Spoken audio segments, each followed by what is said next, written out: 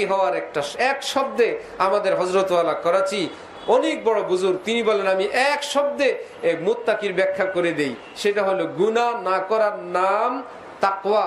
যে গুনাহ করবে না সে মুত্তাকি। এক শব্দে গুনাহ যে করবে না সে কি মুত্তাকি। তাকওয়া কিসের নাম? গুনাহ না করার নাম।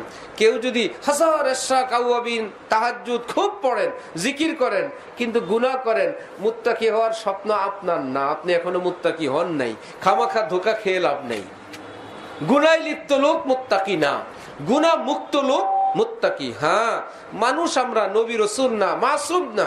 চলার পথে যদি কখনো কদাচিৎ গুনাহ হয়ে যায়, কোরআন শরীফে রব্বুল আলামিন বলছেন যারা তাকওয়ার উপর থাকে, গুনাহ মুক্ত থাকে, কখনো পিচ্ছিল খায়, অ্যাক্সিডেন্ট যদি করে ফেলে, তওবা করলে আমি আল্লাহ তাদের এই গুনাহও মাফ করে দিব, তাদের নাম মুত্তাকির মধ্যেই রেখে দিব।